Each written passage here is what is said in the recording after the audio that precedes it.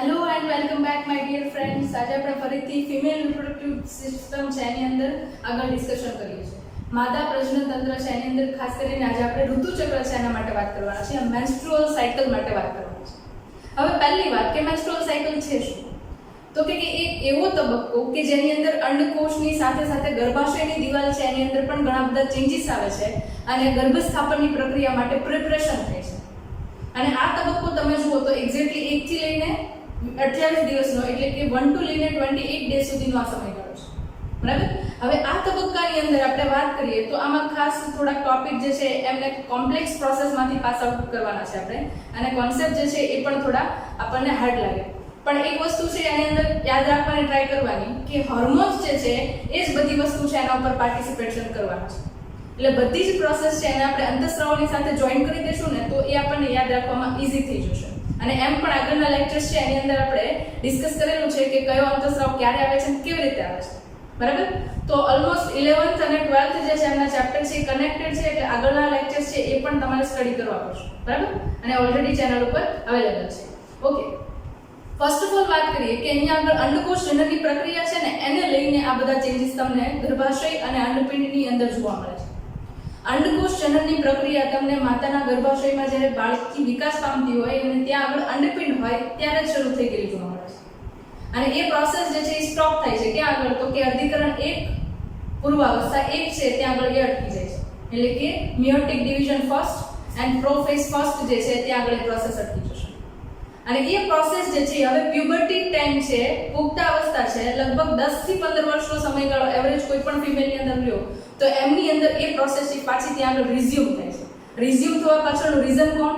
કારણ શું એની પાછળ? તો કે અંતઃસ્રાવનો ફેરફાર. જ્યારે ગોનેડોટ્રોપિન રિલીઝિંગ હોર્મોન હાઇપોથેલેમસ છે એની અંદરથી સ્ત્રાવ પામે છે અને ધીરે ધીરે કરતા એ પિટ્યુટરી ગ્રંથિ સુધી પહોંચે છે ત્યારે ત્યાં આગળથી પિટ્યુટરી ગ્રંથિ છે, અગ્ર પિટ્યુટરી, એન્ટેરિયર પિટ્યુટરી, ત્યાંથી તમને ફોલિકલ સ્ટિમ્યુલેટિંગ હોર્મોન છે એનું પ્રમાણ ધીરે ધીરે કરતા વધતું જોવા મળે છે. અને એ ફોલિકલ સ્ટિમ્યુલેટિંગ હોર્મોન છે એના કારણે ફર્સ્ટ ટાઈમ અહીંયા પુટિકીય વિકાસની પ્રક્રિયા શરૂ થાય છે, અંડપાતની પ્રક્રિયા શરૂ થાય છે અને અંતે મેન્સ્ટ્રુઅલ સાયકલ એટલે કે ઋતુસ્રાવની પ્રક્રિયા છે એ શરૂ થતી જોવા મળે છે. તો એ પહેલી વાર જે ચેન્જીસ થાય છે એને આપણે નામ આપીએ છીએ મેનાર્ચ. આ યાદ રાખજો, ક્વેશ્ચનની અંદર તમને પૂછાઈ શકે. ફર્સ્ટ ટાઈમ કોઈ પણ ફિમેલની અંદર મેન્સ્ટ્રુઅલ સાયકલ અને મેન્સ્ટ્રુઅલ ફ્લુઇડ આવે છે તો એ પ્રોસેસને શું કહીએ છીએ આપણે? મેનાર્ચની પ્રોસેસ કહીએ છીએ, જે લગભગ 10 થી લઈને 15 વર્ષની એજમાં ગર્લ્સ છે એની અંદર જોવા મળે છે. રાઈટ.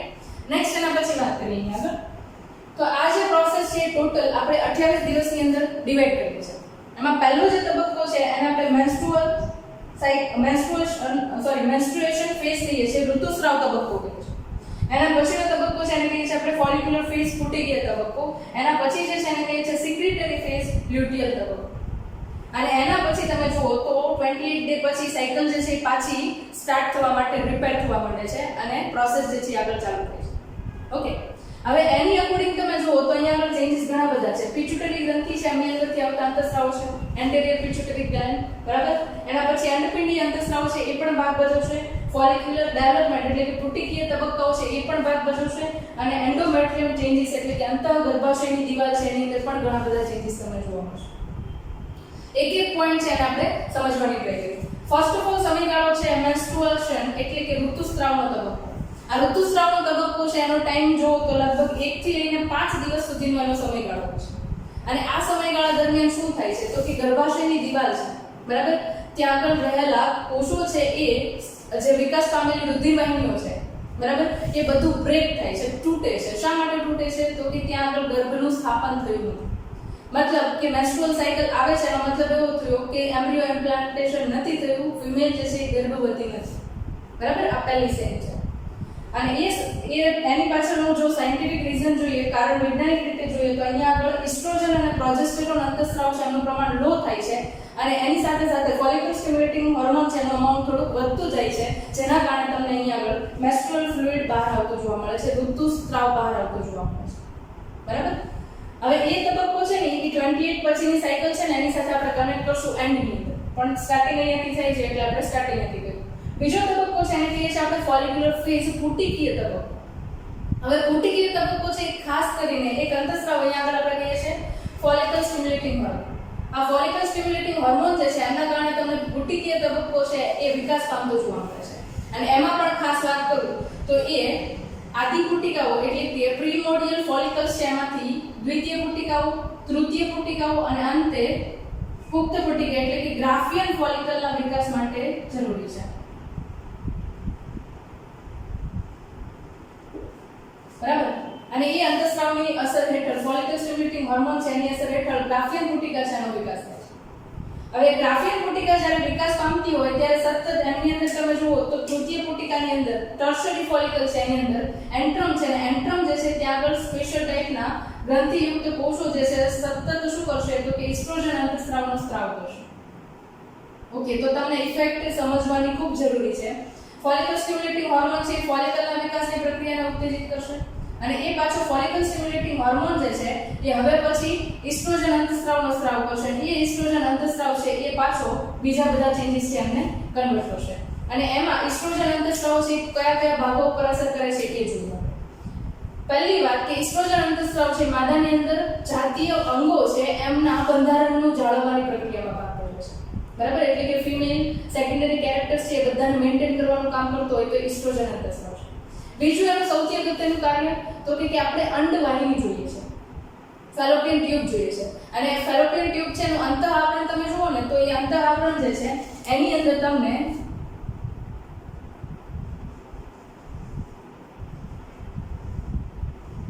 પક્ષમાં આવેલા જોવા મળે છે, સિલિયા પ્રેઝન્ટ જોવા મળે છે.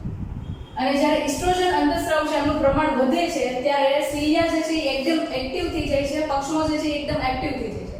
કારણ કે એને હવે ખબર છે કે અંડકોષનો વિકાસ થઈ રહ્યો છે અને ભવિષ્યમાં અંડકોષ ત્યાંથી પસાર થવાનો છે અને એકદમ મૂવમેન્ટ કરી શકે એવા ટાઈપના પક્ષમાં થઈ ચૂક્યા છે. બરાબર, જેના કારણે ફટાફટ અંડકોષ છે ત્યાંથી મૂવમેન્ટ કરી શકે. ત્રીજી વસ્તુ ઇસ્ટ્રોજન છે એના કારણે તમને ગર્ભાશય છે એના વિકાસની પ્રક્રિયા છે એના પર પણ અસર જોવા મળશે. આ ઇસ્ટ્રોજન અંતઃસ્રાવ છે. તમે જોઈ શકો છો અહીંયા કે ઇસ્ટ્રોજન અંતઃસ્રાવનું પ્રમાણ જેમ જેમ વધે છે અહીંયા આગળ તમને ગર્ભાશયની દિવાલ છે એનો વિકાસ પણ ખૂબ ઝડપી જોવા મળે છે. એવરેજલી ગણો ને તમે તો અહીંયા આગળ અંતઃ આવરણ છે ગર્ભાશયનું. બરાબર, એ અંતઃ આવરણ એટલે કે એન્ડોમેટ્રિયમ જે છે એ લગભગ 3 mm જેટલું સાઇઝની અંદર ઇન્ક્રીઝ થાય છે, એની અંદર વધારો થાય છે. આના ઉપરાંત ગર્ભાશયની ગ્રંથિઓ છે એ પણ ખૂબ સારી રીતે ત્યાં આગળ વિકાસ પામે છે. બરાબર, આ જોઈ તમે ઇસ્ટ્રોજનની અસર અને ફોલિકલ સ્ટિમ્યુલેટિંગ હોર્મોન છે એની અસર. હવે એક્ઝેક્ટલી તમે જુઓ ને તો લગભગ 12મો દિવસ છે ત્યારે તમે જુઓ તો આ ઇસ્ટ્રોજન અંતઃસ્રાવ છે એનું પ્રમાણ છે ધીરે ધીરે કરતા વધે છે. અને એ એસ્ટ્રોજન અંતઃસ્રાવનું વધતું પ્રમાણ છે પોઝિટિવ ફીડબેક મિકેનિઝમથી કામ કરે છે અને એની અસર હેઠળ તમે અહીંયા આગળ જુઓ તો લ્યુટેનાઇઝિંગ હોર્મોન જે છે એનું પ્રમાણ વધે છે. અને જ્યારે એસ્ટ્રોજનનું પ્રમાણ હાઈ થાય છે તો એની અસર હેઠળ અંતઃસ્રાવી ગ્રંથિ તરીકે અહીંયા આગળ તમે જુઓ તો લ્યુટેનાઇઝિંગ હોર્મોન જે છે એનું પ્રમાણ 14મા દિવસે એકદમ પીક ઉપર હોય છે. તો જ્યારે 14મા દિવસે તમે લ્યુટેનાઇઝિંગ હોર્મોનનું પીક ઉપર પ્રમાણ જુઓ છો ત્યારે એ અહીંયા આગળ આવેલી ફિમરી છે કે જે આંગળી જેવા પ્રવર્ધો ધરાવે છે એની મૂવમેન્ટને એકદમ વધારી દેશે લ્યુટેનાઇઝિંગ હોર્મોન. જેના કારણે અહીંયા આગળ ગ્રાફિયન ફોલિકલ છે એની અંદરથી અંડકોષ છે એ દ્વિતીય પૂર્વ અંડકોષ સ્વરૂપે બહાર નીકળી જશે. બરાબર, દ્વિતીય પૂર્વ અંડકોષ સ્વરૂપે એ બહાર નીકળી જશે સેકન્ડરી ઓસાઇટના સ્વરૂપમાં. હવે અહીંયા આગળ પ્રોસેસ છે કમ્પ્લીટલી ડિપેન્ડ કરે છે કે ફલનની પ્રક્રિયા થાય છે કે નહીં. 14મા દિવસ પછી લગભગ એકાદ દિવસની અંદર કે એક્ઝેક્ટ એ અવર્સનો ટાઈમ છે 12 કલાકનો સમયગાળો છે એ દરમિયાન જો એમ્ફ્યુલા રિજન હોય અહીંયા આગળ પુટિકાનો અંડવાહિની જે છે એમનો એમ્ફ્યુલા રિજન છે ઇસ્થમસ પ્રદેશ છે ત્યાં આગળ જો ફલનની પ્રક્રિયા થાય છે તો સાયકલનો ચેન્જીસ જે છે આખો એના ઉપર ડિપેન્ડ કરશે. પહેલી વાત આપણે ડિસ્કસ કરીએ કે ફલનની પ્રક્રિયા થાય તો શું થશે. બરાબર, જો અહીંયા આગળ ફલનની પ્રક્રિયા થાય છે અંડકોષ તો ઓલરેડી મુક્ત થઈ ગયો છે. અંતઃસ્રાવની અસર તરીકે આપણે LH જોયું, LH ની ઇફેક્ટના કારણે આ થયું. હવે LH જે છે એક બીજું પણ કાર્ય કરશે. શું તો કે LH ના કારણે અહીંયા આગળ બાકી રહેતી જે પુટિકા છે બરાબર એનો વિકાસ છે એ સતત ચાલુ રહેશે અને વિકાસ પામતી પુટિકા જે છે એને આપણે કહીએ છીએ કોર્પસ લ્યુટિયમ. અને આ કોર્પસ લ્યુટિયમ છે એ વિકાસ પામે છે એના કારણે સતત એ પોતે એક અંતઃસ્રાવનો સ્ત્રાવ કરશે જેને આપણે કહીએ છીએ ઇસ્ટ્રોજન. બરાબર, એના પ્રોજેસ્ટેરોન જે અંતઃસ્રાવનો એક સ્ત્રાવ કરે છે કયું છે તો કે એ અંતઃસ્રાવ છે એ પ્રોજેસ્ટેરોન છે. બરાબર, એ અંતઃસ્રાવ કયો છે પ્રોજેસ્ટેરોન અંતઃસ્રાવ. હવે પ્રોજેસ્ટેરોન જે છે એને મેં આગળના લેક્ચર્સમાં તમને કીધેલું છે કે એ પોતે પ્રેગ્નન્સી હોર્મોન્સ તરીકે પણ ઓળખી શકે.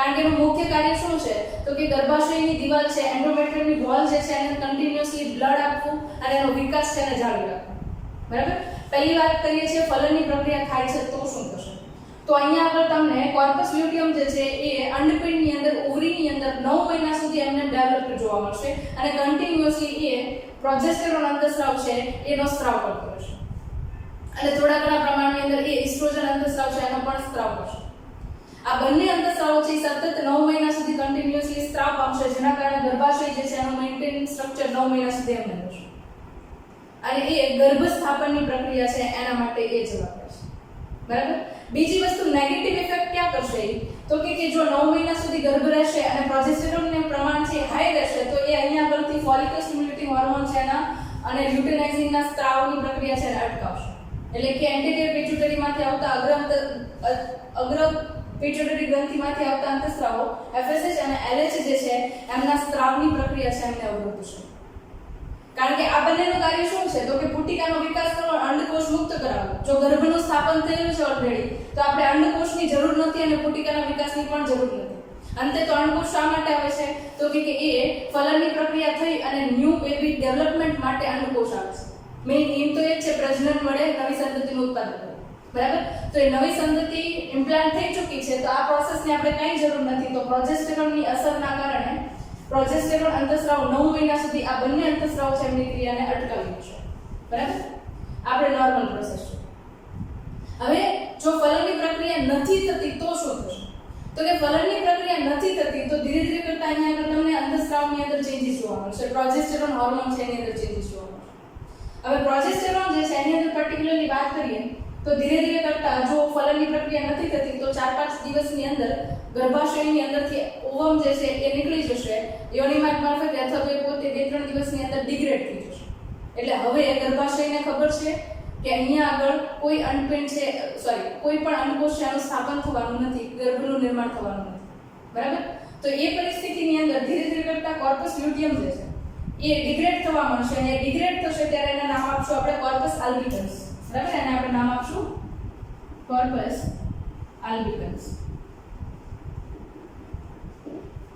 જે સફેદ કલરનું હોય છે વ્હાઇટિશ કલરનું કન્વર્ટ થતું જશે અને ધીરે ધીરે કરતા ડિગ્રેડ થાય છે એના કારણે શું જોવા મળશે તો કે પ્રોજેસ્ટેરોન જે અંતસ્રાવ હતો બરાબર એનું પ્રમાણ ધીરે ધીરે કરતા ઘટે છે અને એની સાથે સાથે ઇસ્ટ્રોજન અંતસ્રાવ છે એનું પ્રમાણ પણ ઘટે છે આ બંને અંતસ્રાવ છે એનું પ્રમાણ ઘટવાના કારણે ફરીથી પાછી નેગેટિવ ફીડબેક મિકેનિઝમ કામ કરે છે આ બંને અંતસ્રાવ ઘટે છે એટલે સીધી અસર કોના ઉપર થશે ગર્ભાશયની દિવાલ છે એના ઉપર અને ગર્ભાશયની દિવાલ જે વિકાસ પામેલી હતી એના ટિશ્યુ જે છે એ અંતસ્રાવ નથી કારણ કે પ્રોજેસ્ટેરોનનું મુખ્ય કાર્ય મેં તમને શું કીધું હતું તો કે એ જે છે ગર્ભાશયની દિવાલ છે એને મેન્ટેન કરશે 9 મહિના સુધી ડેવલપ કરશે જો ગર્ભાશયની અંદર ગર્ભ રહેશે તો પણ અહીંયા આગળ જો ગર્ભાશયની અંદર ગર્ભનું સ્થાપન નથી થતું તો અહીંયા આગળ આ બંને અંતસ્રાવ નથી એટલા માટે એ દિવાલ છે મેન્ટેન નહીં રહે અને 1 થી 5 નો સમયગાળો છે ત્યારે એ ઋતુસ્ત્રાવનો તબક્કો થઈ જશે અને એ ગર્ભાશયની એન્ડોમેટ્રિયમની વોલ છે એ બ્રેક થઈ જશે જેની અંદર રહેલા ટિશ્યુ છે કોષો છે અને બ્લડ છે એ ધીરે ધીરે કરતા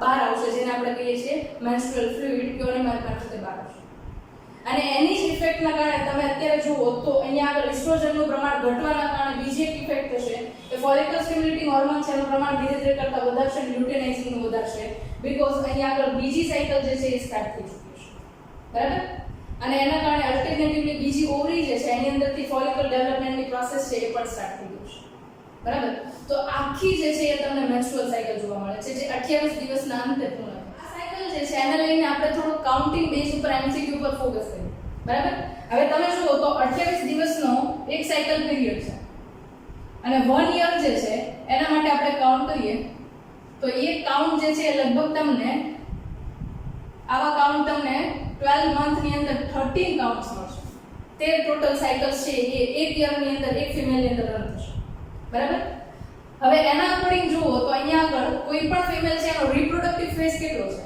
તો કે તમે એક્ઝેક્ટલી કાઉન્ટ કરો તો 13 વર્ષથી લઈને એ લગભગ 50 થી 52 વર્ષ સુધી રિપ્રોડક્ટિવ ફેઝની અંદર રહે છે અને આ એવરેજ ટાઈમ ગણો ને તો 32 યર્સનો એ ટાઈમ છે એટલે કે 32 વર્ષનો એનો સમયગાળો છે કે જે પોતે સંતતિ ઉત્પન્ન કરવા માટે સક્ષમ હોય અને આવા ચેન્જીસ છે એની અંદરથી પસાર થતી હોય છે બરાબર?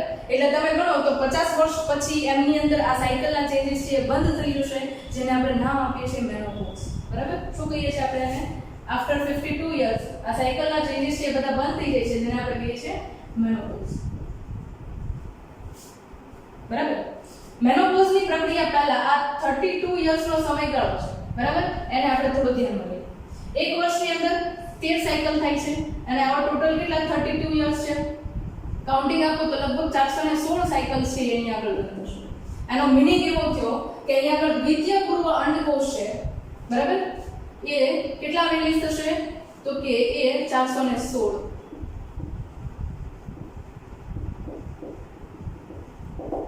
હવે જો તમે આગળના લેક્ચર્સ જોયા હોય ને તો એની અંદર એક બે પોઈન્ટ્સ હતા કે જે ડિસ્કસ કરેલા. બરાબર? એમાં જુઓ તો જ્યારે ગર્ભાશયની અંદર બાળકી છે એનો વિકાસ થાય છે ને ત્યારે જ્યારે આદિપૂર્વ અંડકોષનું નિર્માણ થાય છે, આદિપુટિકાઓનું નિર્માણ થાય છે, તો એની સંખ્યા તમને યાદ હોય ને તો એ મેં કીધેલી તમને 2 મિલિયન. ક્યારે? ગર્ભાશયમાં છે ત્યારે, એટલે કે વર્મની અંદર પ્રેઝન્ટ છે ત્યારે 2 મિલિયન જેટલા એના નંબર્સ હોય છે. પણ હવે એના અકોર્ડિંગ તમે 2 મિલિયન્સ ની અકોર્ડિંગ જુઓ તો અહીંયા આગળ જ્યારે પ્યુબર્ટી સ્ટેજ ઉપર પહોંચે છે, આ ગર્ભાશયની અંદર વાત કરી. હવે પ્યુબર્ટી સ્ટેજ એટલે 13 to 13 તો નહીં લઈએ, 10 to લઈને 15 ડેઝ યર્સ. બરાબર? 10 થી 15 વર્ષની જે ગર્લ્સ છે એના માટે વાત કરીએ તો ત્યારે એ તબક્કા દરમિયાન આ સંખ્યા છે એની અંદર ઘટાડો આવે છે. કોની સંખ્યાની વાત કરી હતી આપણે? આદિપૂર્વ અંડકોષ માટે વાત કરી. એ સંખ્યાની અંદર સતત ઘટાડો આવે છે અને બાકીની બધી જે પુટિકાઓ હતી, બરાબર, એ પુટિકાઓ છે વિઘટિત થઈ જાય છે. લગભગ 60,000 થી 80,000 જેટલી પુટિકાઓ છે અહીંયા બાકી રહી છે. 60,000 to 80,000 જે પુટિકાઓ છે એ ત્યાં આગળ હશે. અને એમાંથી પણ તમે જુઓ છો તો 32 યર્સનો સમયગાળો એટલે કે લગભગ 50 થી 52 વર્ષ સુધી ફિમેલ પહોંચે છે. તો એમાંથી મેચ્યોર કેટલી થાય છે તો કે મેચ્યોર ખાલી 416 ફોલિકલ્સ છે એન્ડ egg સેલ છે એ મેચ્યોર થાય છે. અને જેટલી પ્રોજેની આવે ને એટલા જ તમને અહીંયા આગળ અંડકોષ છે એના અર્ધીકરણ પૂરા થાય છે એવું કહી શકો. ફોર એક્ઝામ્પલ, હું કોઈ ફિમેલ છે અને એક બેબી છે તો એનો મીનિંગ કે એની અંદર માત્ર એક જ અંડકોષ છે એ સંપૂર્ણ અર્ધીકરણમાંથી પસાર થયો છે. બાકી બધા જ જે 416 હતા એ બધા જ કેવા હતા તો કે દ્વિતીય પૂર્વ અંડકોષ. અને આ બધા તો કે એમાંથી ખાલી 416 પુટિકાઓ છે વિકાસ પામી, બાકી બધી છે કેવી થઈ ગઈ તો કે વિઘટિત થઈ ગઈ. બરાબર? તો આ જે છે એક કોન્સેપ્ટ છે મેં તમને ક્વેશ્ચનમાં પૂછાઈ શકે, MCQ ની અંદર પૂછાઈ શકે. બરાબર? બીજી વસ્તુ અહીંયા આપણે જે હોર્મોનલ ચેન્જીસ છે એને ખાસ ધ્યાનમાં રાખીશું આપણે. પહેલી વાત કે જ્યારે ફોલિકલ સ્ટિમ્યુલેટિંગ હોર્મોન આવશે ને ત્યારે એ ડેવલપિંગ ફોલિકલ્સ છે એટલે કે વિકાસ પામતી પુટિકા છે એમના ઉપર ઇફેક્ટ કરશે. અને ડેવલપિંગ ફોલિકલ્સ છે કન્ટિન્યુઅસલી કોનો સ્ત્રાવ કરશે તો કે ઇસ્ટ્રોજન હોર્મોન રિલીઝ કરશે. અને એ ઇસ્ટ્રોજન છે એની ઇફેક્ટ કોના ઉપર હશે તો કે એ એન્ડોમેટ્રિયમની વોલ છે એના ઉપર ઇફેક્ટ કરશે. બીજી વસ્તુ અહીંયા આપણે સૌથી અગત્યની તો કે જ્યારે અંડપુટિકા છે એ પોતે અંડકોષને મુક્ત કરી દે છે, ગ્રાફિયન ફોલિકલ છે રિલીઝ થઈ જાય છે, એના પછી પ્રોજેસ્ટેરોન હોર્મોન સતત કોર્પસ લ્યુટિયમ સ્વરૂપે ગ્રાફિયન પુટિકાનો બાકી રહેલો ભાગ છે એનામાંથી સ્ત્રાવ થશે. અને એ ભાગ છે કયો અંતસ્રાવ છે તો કે ઇસ્ટ્રોજન અંતસ્રાવ. અને એ ઇસ્ટ્રોજન અંતસ્રાવ છે એની ઇફેક્ટ પાછી ક્યાં હોય તો કે એની ઇફેક્ટ છે એ તમને પાછી જોવા મળશે એન્ડોમેટ્રિયમની વોલ. જો ગર્ભનું સ્થાપન થાય તો 9 મંથ સુધી એની ઇફેક્ટ જોવા મળશે અને સ્થાપન નહીં થાય તો એ ઇફેક્ટ નહીં જોવા મળે. બરાબર? આ મેન્સ્ટ્રુઅલ ફેઝિસ જે છે એમના ચેન્જીસ છે જેને રિલેટેડ તમને MCQ પૂછાઈ શકે. બરાબર? ક્વેશ્ચન્સ પૂછાઈ શકે. એના અકોર્ડિંગ તમને અહીંયા મેનોપોઝ જે છે એમને લઈને ખાસ ફોકસ કરવું છે. બરાબર? મેનોપોઝ છે એના સિવાય મેન્સ્ટ્રુઅલ સાયકલ છે, ઋતુચક્ર છે, ક્યારે ક્યારે બંધ થઈ શકે અથવા તો ક્યારે ક્યારે ઋતુસ્રાવ ન થાય. પહેલી વાત જ્યારે પ્રેગ્નન્સીનો સમયગાળો છે એટલે કે ગર્ભસ્થાપનનો સમયગાળો છે. બરાબર? એ ગર્ભસ્થાપનના સમયગાળા દરમિયાન મેન્સ્ટ્રુઅલ સાયકલ સ્ટોપ હશે, બંધ થઈ ગઈ હશે. બરાબર? એ ચાલુ હશે નહીં કારણ કે ઓલરેડી ગર્ભનું સ્થાપન થયેલું છે એટલે ત્યાં આગળ કોઈ રિક્વાયરમેન્ટ છે. બરાબર? બીજી વસ્તુ પ્રેગ્નન્સી પછી બાળકનો જન્મ થાય છે, બરાબર, એટલે કે પ્રસૂતિની પ્રક્રિયા થાય છે, પર્સ્યુરેશન પ્રોસેસ. એના પછીનો જે પીરિયડ આવે એને આપણે કહીએ છીએ લેક્ટેશન પીરિયડ. લેક્ટેશન પીરિયડ એટલે એને આપણે કહીએ છીએ દુગ્ધસ્ત્રાવ તબક્કો. હવે આ તબક્કો છે ને સૌથી વધારે અન્ડરસ્ટેન્ડ કરવાની જરૂર છે, ખાસ કરીને ફિમેલ્સ અને મેલ્સ, બરાબર, મેરિડ કપલ છે એમને આ વસ્તુ ખાસ ધ્યાનમાં લેવી જોઈએ. હવે લેક્ટેશન પીરિયડ છે દુગ્ધસ્ત્રાવનો તબક્કો છે, તો એની અંદર મેમરી ગ્લેન્ડ જે સ્તન ગ્રંથિ છે એ દૂધ ઉત્પાદન માટે સક્ષમ હોય છે અને એ દૂધ છે મિલ્ક છે એના વડે બેબી આવેલું છે એમનું નરિશમેન્ટ થાય છે. અને એ તબક્કાની અંદર જ્યારે ધ્યાન આપીએ તો સૌથી વધારે પ્રમાણ હોય તો એ પ્રોલેક્ટિન અંતસ્ત્રાવ છે એનું પ્રમાણ આ તબક્કામાં સૌથી વધારે છે.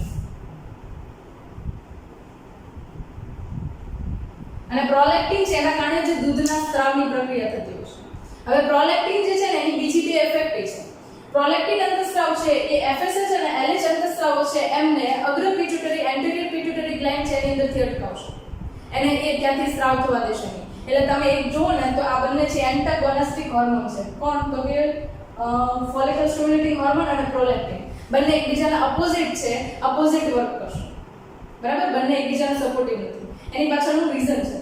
હવે એક્ઝેક્ટલી અહીંયા આપણે લેક્ટેશન પીરિયડ છે એટલે તમે જુઓ તો વુમન જે છે એના બેબી છે એ બહાર આવી ગયું છે. એની સાથે સાથે લગભગ તમે જુઓ તો વોલ ડેવલપમેન્ટ થઈ હતું 9 મહિના સુધી. આ ગર્ભાશયની દિવાલ છે 9 મહિના સુધી ડેવલપ થઈ, બરાબર, યુટેરાઇન વોલ છે 9 મંથ સુધી ડેવલપ થઈ. હવે જ્યારે બેબી બહાર આવી ગયું છે ત્યારે એ ગર્ભાશયની દિવાલ છે એમની અંદર રહેલી બ્લડ વેસલ્સ છે અને ટિશ્યુ છે એ ધીરે ધીરે કરતા ફ્લો કરીને મેન્સ્ટ્રુઅલ ફ્લુઇડના ફોર્મની અંદર બહાર આવશે. અને આ ફ્લો જે છે લગભગ વુમનની તાસીર ઉપર ડિપેન્ડ કરે. 15 ડેઝ સુધી કન્ટિન્યુઅસ હોઈ શકે અથવા તો કોઈની અંદર 1 મંથ સુધી હોઈ શકે, કોઈની અંદર 1.5 મંથ, 1.5 મહિના સુધી પણ એ મેન્સ્ટ્રુઅલ ફ્લુઇડ છે બહાર આવશે. પ્રેગ્નન્સી પછીના ટાઈમની અંદર વાત કરું છું, પ્રસૂતિની પ્રક્રિયા થઈ જાય પછી. હવે એના કારણે શું થશે તો કે ફિમેલ બોડી છે એની અંદર વીકનેસ છે. બીજી વસ્તુ, બેબી છે એ 9 મંથ સુધી વુમન વોર્મ છે, યુટેરસ છે, ગર્ભાશય છે એની અંદર ડેવલપ થયું છે. તો એના કારણે આખું ન્યુટ્રિશન ડેવલપમેન્ટ છે કે બોન્ડ ડેવલપમેન્ટ છે એ ફિમેલ બોડીમાંથી જ ગયું છે. જો ભારતીય પોતે ન્યુટ્રિશન લે છે, ખોરાક લે છે, તો એના બોડીની અંદર ડેવલપમેન્ટ પોતાનું પણ અને બેબીનું બંનેનું સારું રહેશે. પણ અહીંયા આગળ ડેવલપમેન્ટની પ્રોસેસમાં નરિશમેન્ટ પ્રોપરલી એ બહારથી લેતા નથી, ગેઇન નથી કરતા, તો એ કન્ડિશનની અંદર એના બોડીની અંદર વીકનેસ આવી જશે. અને વીકનેસના કારણે હવે પછી એ સેકન્ડ ચાઇલ્ડ ડાયરેક્ટલી આવશે તો એ કેરી કરવા માટે કેપેબલ નથી, બરાબર. તો ધારો કે અહીંયા આગળ લેક્ટેશન પીરિયડ છે એ દરમિયાન મેન્સ્ટ્રુઅલ સાયકલ ચાલુ છે, બરાબર, તો એ કન્ડિશનની અંદર બાય ચાન્સ રિપ્રોડક્શનની પ્રોસેસ થાય છે, સમાગમ થાય છે, કોઇટસ થાય છે અને ગર્ભનું સ્થાપન ફરીવાર થાય છે. તો એ બંને માટે હાનિકારક છે. એક જન્મે લીધેલું બાળક છે એના માટે પણ અને એ માતા જે ગર્ભ ધારણ કરે છે એના માટે. એટલે હજી પહેલું બેબી છે એ 3 થી 4 મહિનાનું થયું છે અને ત્યાં સુધીમાં જ બીજું બેબી છે એમ્પ્લાન્ટ થઈ ગયું હોય તો એ પ્રોસેસ છે એ બંનેના સ્વાસ્થ્ય માટે હાનિકારક છે. તો એ પરિસ્થિતિની અંદર આ પ્રોસેસ છે એને ખાસ ધ્યાનમાં લેવી જોઈએ. એટલા માટે જ નેચરલ સાયકલ છે કે જ્યાં સુધી બાળક જે છે એ ફીડિંગ કરતો લગભગ 6 મહિનાનો સમયગાળો છે, જેની અંદર લેક્ટેશન એમેનોરિયા કહીએ છીએ ખાસ કરીને, જેની અંદર ગર્ભાશયની અંદર મેન્સ્ટ્રુઅલ ચેન્જીસ છે એ બધા સ્ટોપ થઈ જાય છે, નવા અંડકોષના નિર્માણની પ્રક્રિયા છે એ પણ સ્ટોપ થઈ જાય છે. એટલે નેચરલ સાયકલ છે કે જે ફિમેલ અને જે બેબી ડેવલપ થયું છે, બહાર આવ્યું છે, એના નરિશમેન્ટ માટે અને એના સેલ્ફ ડેવલપમેન્ટ માટે નેચરલ સિસ્ટમ છે કે એ મેન્સ્ટ્રુઅલ સાયકલ છે એ થશે, બરાબર. ત્યારે પણ તમને મેન્સ્ટ્રુઅલ સાયકલ લગભગ 6 મહિના સુધી એ વુમનની તાસીર છે એના ઉપર ડિપેન્ડ કરે કે કેટલા મંથ સુધી મેન્સ્ટ્રુઅલ સાયકલ છે એ બંધ થશે, બરાબર. ત્રીજો ફેઝ છે કે જ્યારે મેન્સ્ટ્રુઅલ સાયકલ બંધ થાય છે એ છે આફ્ટર રિપ્રોડક્ટિવ એજ કમ્પ્લીટ થાય, બરાબર. લગભગ 50 થી 52 વર્ષની ઉંમર સુધી, 55 વર્ષની ઉંમર સુધીમાં ફિમેલ જે છે એમની અંદર મેન્સ્ટ્રુઅલ સાયકલ છે બંધ થઈ જશે. એટલે કે અંડકોષ છે એમના નિર્માણની પ્રક્રિયા અને ગર્ભાશયની અંદર થતા ચેન્જીસ છે એની અંદર બંધ થઈ જશે અને એ પ્રોસેસ જે છે એને આપણે કહીએ છીએ મેનોપોઝ. તો આ ટોટલ ડિટેલ છે કે જેને લઈને મેં તમને ઋતુચક્ર, મેન્સ્ટ્રુઅલ સાયકલ અને ફિમેલ બોડીની અંદર થતા ચેન્જીસ છે એ એક્સપ્લેન કરવાની ટ્રાય કરી છે. છતાં પણ આને રિલેટેડ કોઈ ડાઉટ હોય તો તમે કમેન્ટ બોક્સમાં કમેન્ટ કરી શકો છો. If you like content of video and your understanding is must be cleared by video, then please subscribe to YouTube channel Blooming Biology and of course share with your besties and friends.